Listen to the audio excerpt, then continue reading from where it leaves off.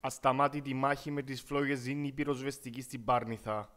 Ενώ η φωτιά βρισκόταν σε ύφεση, δύο νέες αναζωπυρώσεις ανέπτυξαν δύο νέα μέτωπα.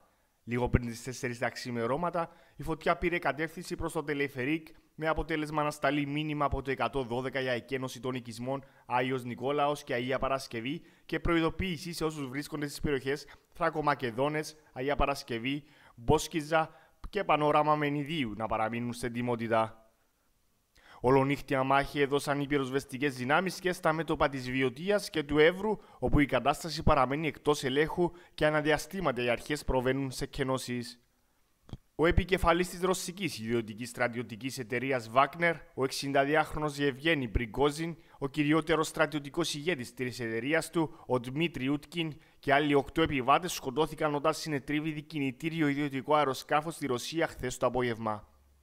Η Ρωσική Υπηρεσία Πολιτικής Αεροπορίας επιβεβαίωσε πως ο Γεβγένι Πριγκόζιν και ο Δημήτρη Ούτκιν επέβαιναν στο ιδιωτικό τζετ που εκτελούσε πτήση από τη Μόσχα προς την Αγία Πετρούπολη και κατέπεσε στην περιφέρεια Τβέρ χωρίς να επιζήσει κανείς. Το ρωσικό πρακτορείο ειδήσεων ΤΑΣ μετέδωσε ότι δεν υπήρξαν θύματα στο έδαφος. Ο κατάλογος των επιβατών περιλαμβάνει τα ονόματα του Γεβγένι Πριγκόζιν, του Δημήτρη Ούτκιν, καθώς και αυτό του Βαλέρη Τσεκάλοφ, του επικεφαλής της ασφάλειας του ηγέτη της εταιρείας μισθοφόρων. Δικαστικό διάταγμα προσωποκράτησης 8 ημερών εκδόθηκε χθες για άνδρα ηλικίας 23 ετών, ο οποίος συνελήφθη από την αστυνομία σε σχέση με την άφιξη στις ακτές της Κύπρου Βάρκας, στην οποία επέβαιναν 27 συνολικά μετανάστες.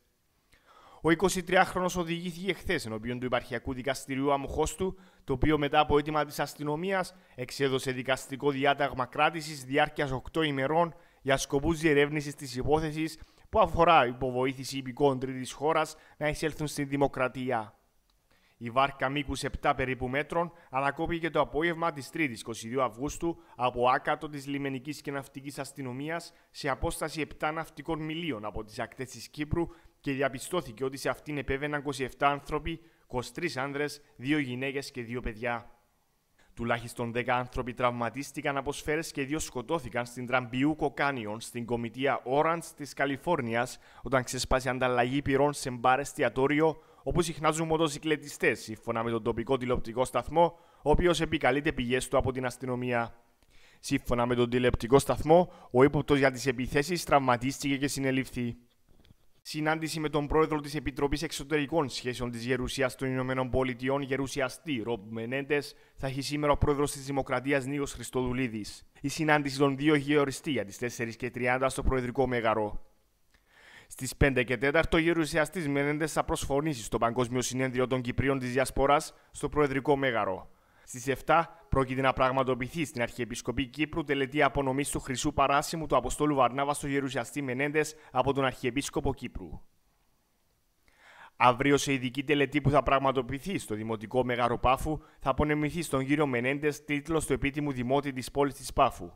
Της επίσημης τελετής θα προηγηθεί επίσκεψη του Αμερικανού γερουσιαστή στις υποανέγερση εγκαταστάσεις του Αμερικανικού Πανεπιστημίου στην πόλη της Πάφου. Και η πρόγνωση του καιρού.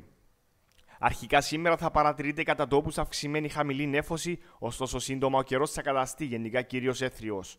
Κατά τις μεσημβρινές ώρες και μετά, στα ορεινά, θα αναπτύσσονται τοπικά αυξημένες νεφώσεις, οι οποίες δεν αποκλείεται να δώσουν μεμονωμένη ασθενή βροχή, ενώ κατά τις απογευματινές ώρες στα δυτικά και στα βόρεια παράλια θα παρατηρείται τοπικά αυξημένη χαμηλή νέφωση.